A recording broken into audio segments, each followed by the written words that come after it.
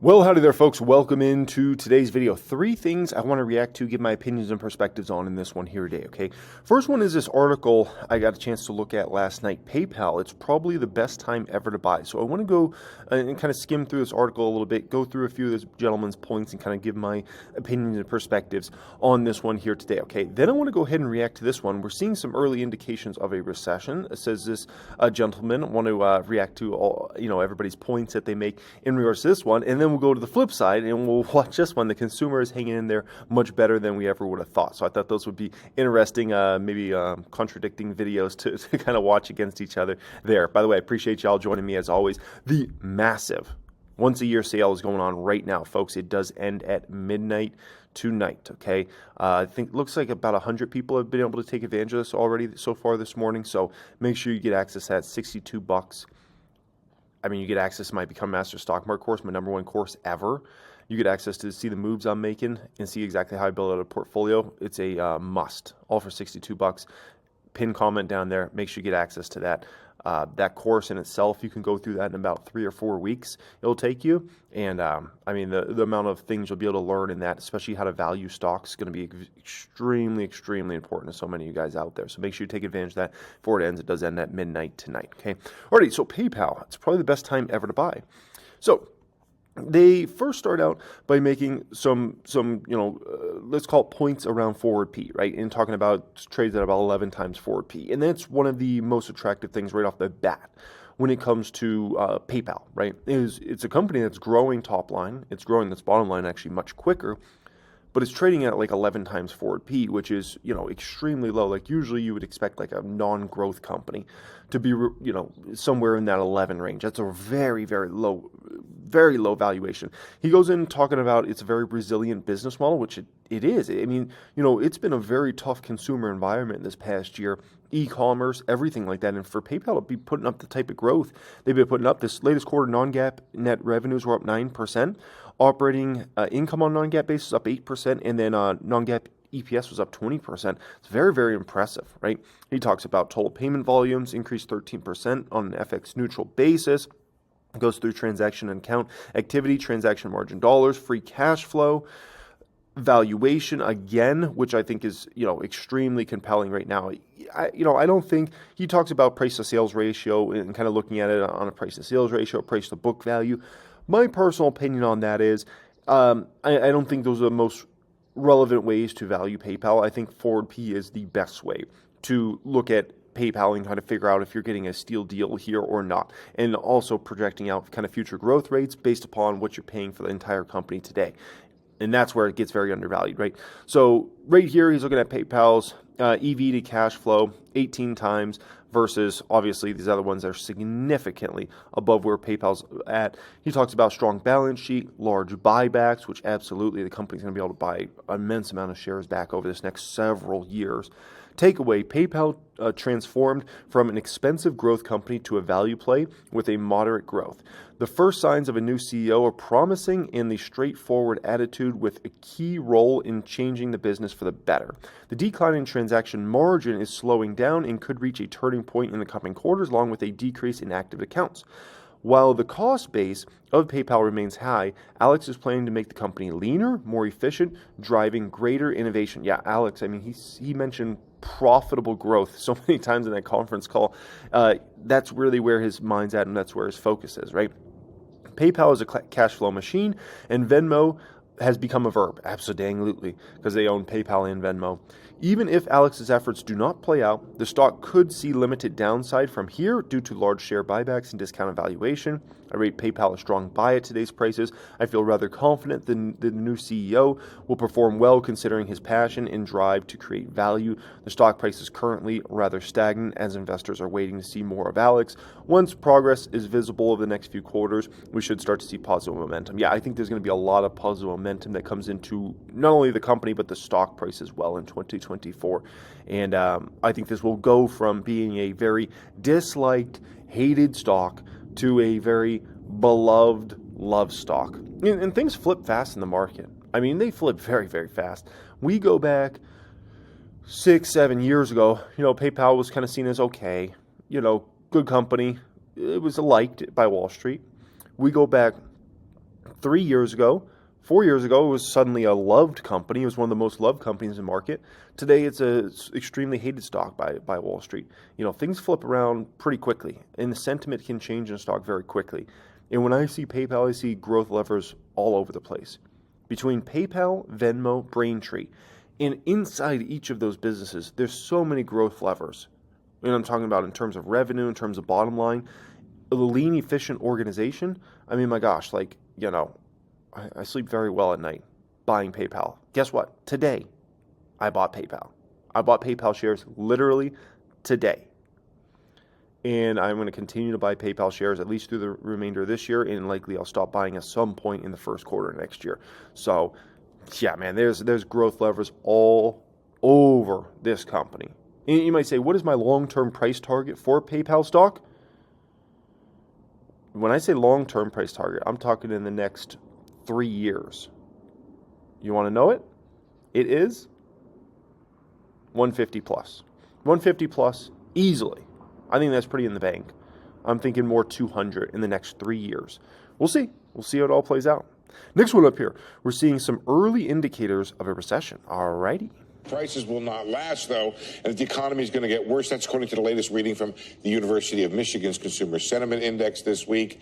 Help put that in perspective. So first off, to be honest, consumer sentiment's been horrible for like 18 months now, literally. For actually probably almost closer to 2 years. 2 years, actually. Consumer sentiment's been in the trash for 2 years, folks, okay? So just some food for thought in regards to that. This is nothing new. This is 2 years going on now. This is Hunter, she's Senior Advisor at Macro Policy Perspectives, and Andrew Hollenhurst, he's Chief U.S. Economist at Citi. Constance, I want to start with you because we just had a person on who said that this holiday is going to be soft. From a macro perspective, I look at that and say, well, if our biggest problem is inflation, soft retail sales, at least on Black Friday, that could cause prices to go down further, could be a good thing. Am I wrong about that? No, you're not wrong, but the sticky part of inflation is not in goods prices. The sticky part of the inflation is in services prices, and that is what the Fed is particularly concerned about and what is not coming down fast enough for their liking and why they're maintaining their restrictive stance for now. So are you in the camp right now that sees a slowdown from here? We do see a slowdown from here. And I mean, I don't just mean from Q3, which of course was a blockbuster GDP report, but from 2023 in general, we see slower growth in 2024. And the wild card there is what happens with productivity. We saw some great productivity numbers this past quarter. We've had more CapEx, relatively speaking, coming out of this cycle than any cycle in the last 50 years. That usually presages a better productivity cycle ahead of us. Andrew, let me get to you, Andrew. Are you in the recession camp? Are you in the soft landing camp? What camp are you in? Unfortunately, we're in the recession camp, and that really has two components to it. One is what you were just talking about with Constance, this idea that we have sticky services inflation, and it's hard to see how that inflation comes down without the labor market loosening, and it's hard to see how that happens without a recession. So that's one component.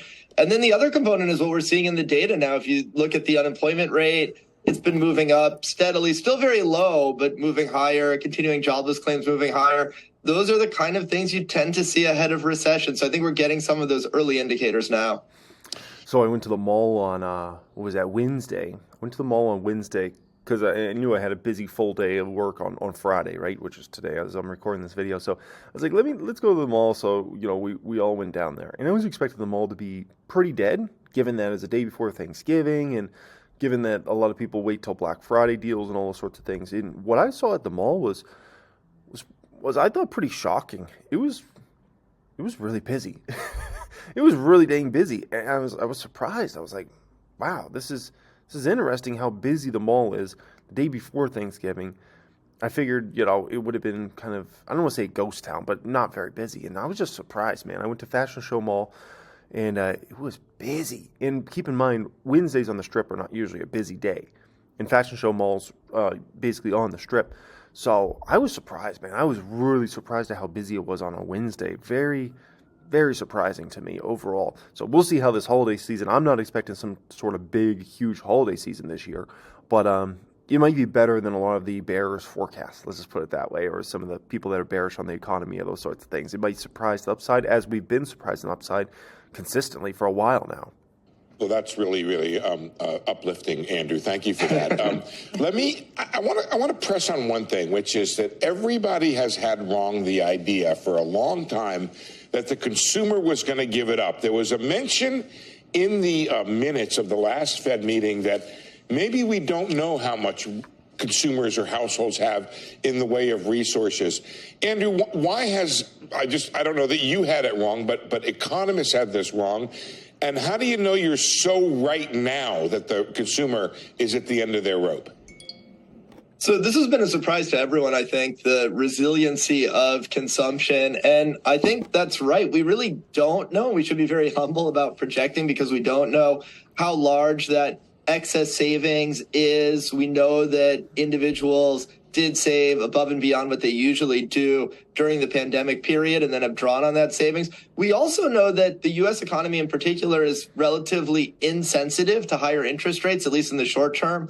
A lot of individuals have 30-year fixed rate mortgages, so they're not fully feeling the effect of higher interest rates. So there's going to be a lag before this comes in, and we don't really know when that will happen. The one thing I would emphasize is the unemployment rate is low. The labor market has been strong, and so people have been out there spending. And these things tend to all kind of go in a negative direction together. So we've been in a virtuous cycle. The concern is the downward cycle. Let me get to Constance on the Federal Reserve. Constance, when I look at the probabilities this morning, I've been watching May and June and the trade-off there between the two. It had been, the probability of a May hike had been almost 60%. Now it's... See, one of the fascinating things about the economy and how money works is... I'll put it like this. I remember when I was a kid, I was, probably a junior in high school or a senior in high school. We went my dad had a customer in his pool business that had one of those little small planes with the propeller engine on it. And we went up and we flew from the airport in the Glendale area, Glendale, Arizona. We flew to Sedona. And the pilot told me something that really stuck with me, and it reminds me of how the economy works and how money works. He said, "Don't worry, son, we're not just going to fall out of the sky." It's not how planes work. You don't just fall out of the sky. Even if the engine stopped working, you don't just plop down or something. That's not the way it works, right? And the same could be said about the economy, right? People think, okay, there's this thought process of money just disappears. If people spend money and run through savings, it just disappears. Well, keep in mind, if you have a job, you're consistently bringing in money, right? Okay, so somebody spends and they go to the restaurant. And they spend all their money at the restaurant. They spend all their money at the store at the mall. Okay, they spend all their money at Foot Locker. All right, so cool. Now Foot Locker has that money. Now the restaurant has that money. Cheesecake Factory. Okay. Now those companies, what do? Well, sometimes they'll do share buybacks. Other times they'll extinguish debt with that money. Other times they're going to obviously pay all their employees with money as well, right? And their managers, and they have to all the salary, so those people continue to make money. And then also businesses want to expand over time. So Cheesecake Factory, the more money they make, the more restaurants they build, right? And if it's not this concept, it's another restaurant concept they have. And so then that creates a bunch of jobs, because then they need to build a new restaurant. So they need a ton of new people to build that restaurant and then run that restaurant, right? So the important thing to remember is money doesn't just disappear. It just goes to different places. Then once it's in those different places, it goes to different places, okay? And so I think that's just something valuable that I think everybody needs to kind of keep in mind. Money doesn't just disappear. It doesn't just, it just left. It's not some water that evaporates on the ground, right? And even the water that evaporates on the ground, technically, never disappears either. It stays with us, right? So just a little food for thought in regards to that. So 40%, and what do you want to say? The odds-on bet is now into June. What's your take on when the federal... And by the way, a lot of people have a false assumption it just goes to the rich people, right? Jeff Bezos just gets richer. Not really. That's not also the way it works. Because, okay, everybody goes and spends at Amazon, right? Okay, everybody goes and spends at Amazon. Jeff Bezos' net worth can go up if the stock price goes up, but that doesn't mean that money actually went to his pocket. It's all the equity he has. It's all the stock.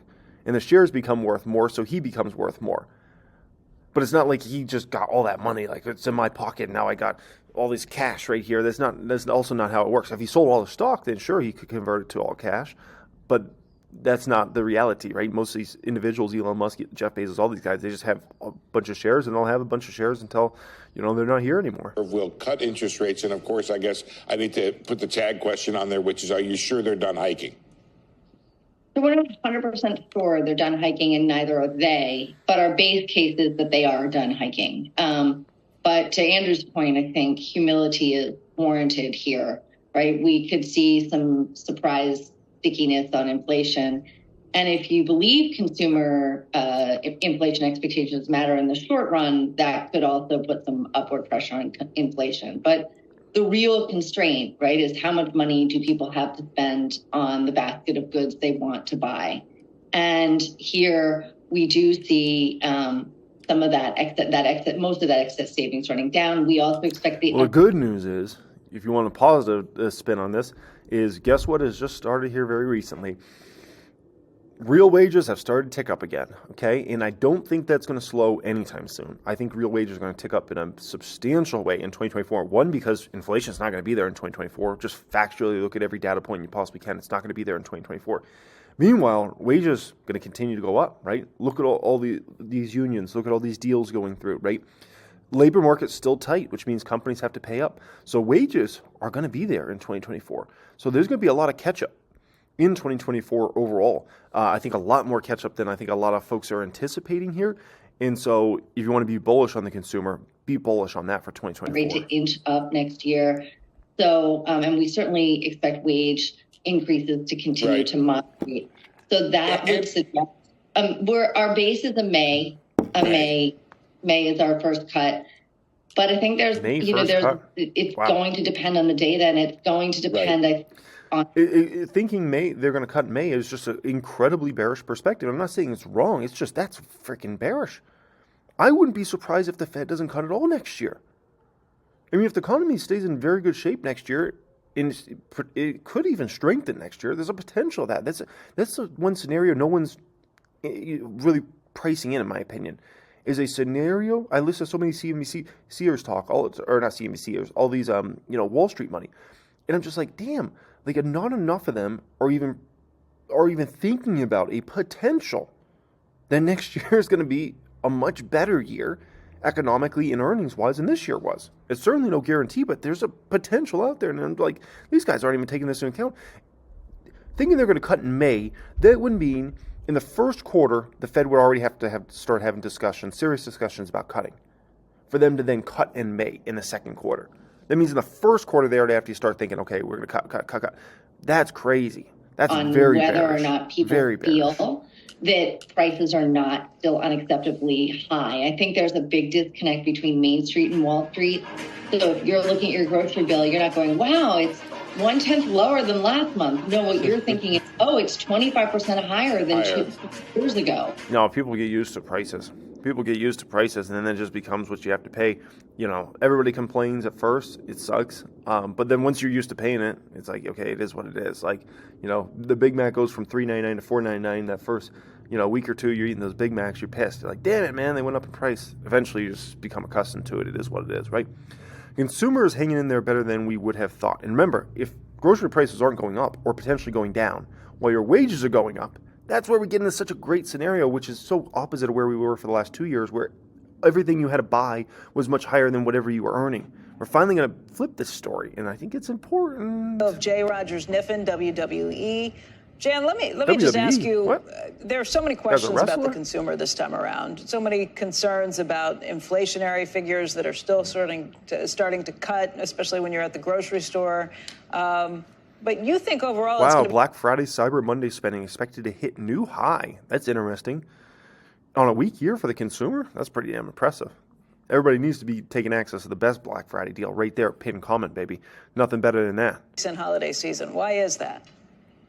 I think the consumer is hanging in there better than we ever would have thought, given the high interest rates, given all that we've done to stop them, given the inflation. And I think they're hanging in there for a couple of reasons. But the main reason is the jobs report you see every time.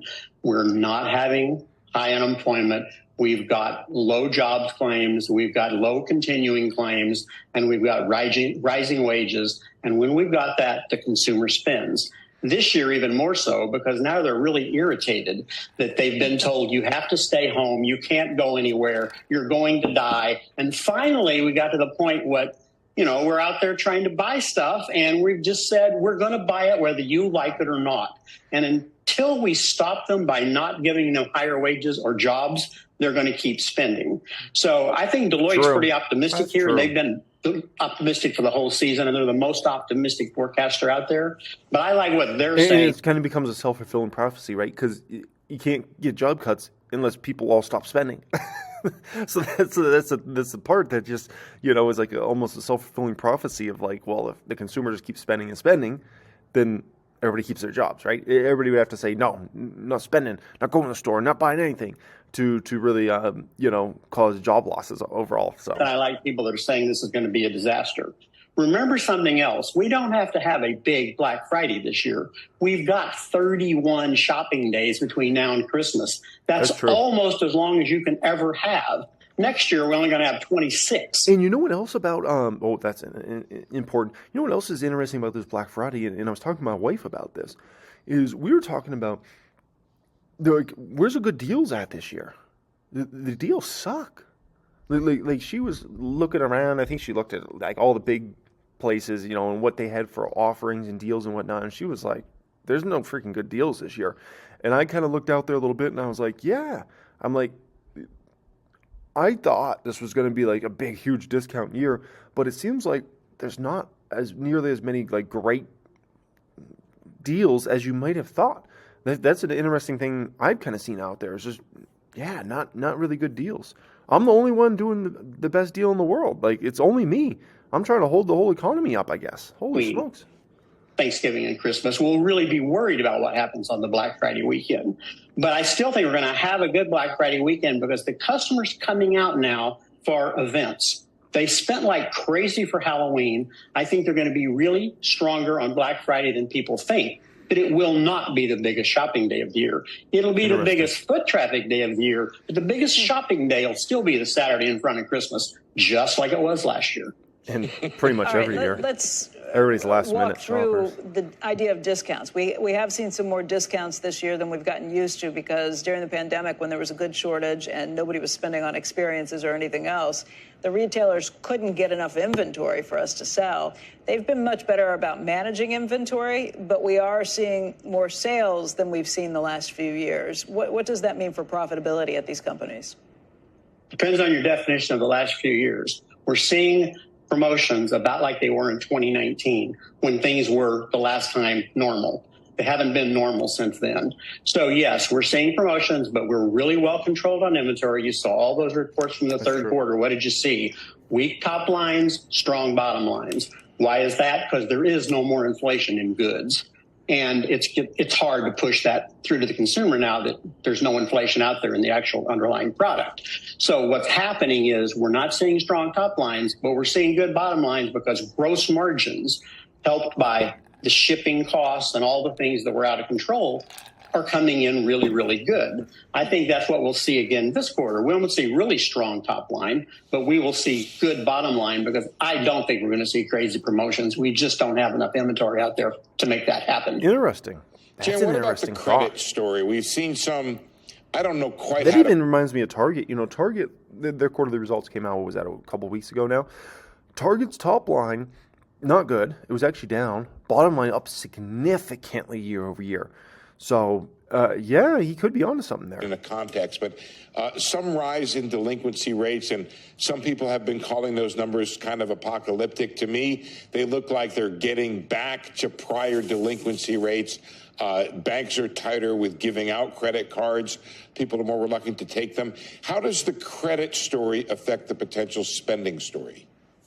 That's my biggest concern, because once they can't get the ability to spend, then, of course, they won't spend. Or once they're terrified that they can't pay it back, they won't spend. We're not there yet, but when it cracks, that's where it will crack.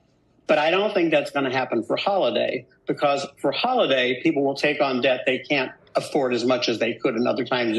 They'll do it when they wouldn't do it other times of the year. And I think they're in the mood of spending for this holiday season. I mean, every airline seat is full. Every cruise ship is booked.